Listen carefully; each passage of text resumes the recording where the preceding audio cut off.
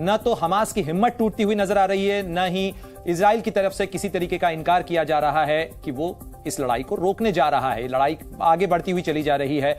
ऐसे में आप कहां देखते हैं, और खासतौर पर जो गंभीर मानवीय संकट इस समय गाजा के अंदर खड़ा हुआ है, उसके लिए क्या हल निकलता दिख रहा है? प्रणय, अफसोस की बात यह है कि अभी तो कोई हल निकट भविष्य में तो नहीं दिख रहा है, यानी 2-4 दिन में तो कोई हल नजर नहीं आ रहा है। इजराइल बम्बार्डमेंट करता रहेगा गाजा को, क्योंकि गाजा को बम्बार्ड करना इस समय उसकी राष्ट्रीय एक तरह से ज़रूरत है, क्योंकि इजराइल पर जिस तरह से अटैक हुआ है, इजराइल का जो भी इतिहास रहा है, इजराइल अपने ऊपर किए गए छोटे से अटैक को भी माफ़ नहीं करता, और ये बहुत बड़ा हमला है। इजराइल का बहुत बड़ा नुकसान हुआ है और इजराइल की संप्रभुता को चोट पहुंची है, उसकी जो एक इमेज है उसको चोट पहुंची है बहुत ज़्यादा। तो इजराइल अभी तो हमले नहीं रोकेगा। जहां तक हमास की बात है, हमास के लिए भी पीछे हटने का कोई रास्ता नहीं है।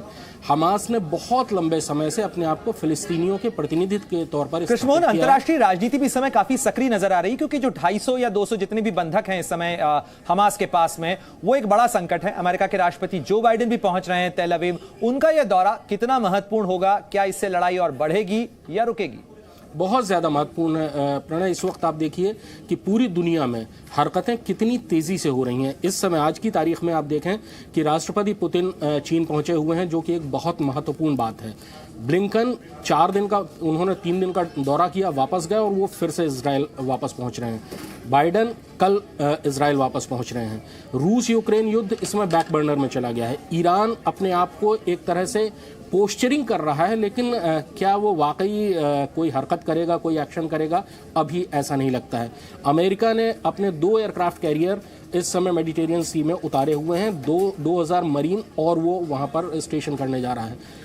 विश्व की राजनीति, जो जियो पॉलिटिकल सिचुएशन है, इसमें बहुत ज़्यादा फ्लूइड है और बहुत ज़्यादा ये कह सकते हैं कि एक बहुत ही तनाव के दौर से गुजर रही है। रूस यूक्रेन युद्ध 1.5 साल के लगभग अब हो चुका है, 2 साल पूरे हो जाएंगे 4 महीने बाद, और उस युद्ध के दुष्परिणाम हम देख रहे हैं। अगर मिडिल ईस्ट का ये युद्ध कहीं भी फैला, अभी तक एक राहत की बात यह है कि 10 दिनों में इस लड़ाई के फैलने की अभी तक कोई शुरुआत नहीं हुई है, लेकिन अगर ये लड़ाई बढ़ी, लड़ाई ने दूसरे इलाकों को अपने लपेटे में लिया, तो पूरी दुनिया एक बहुत बड़े आर्थिक संकट में पड़ जाएगी और पूरी दुनिया एक बहुत बड़े सैनिक संकट में भी पड़ने की एक आशंका रहेगी।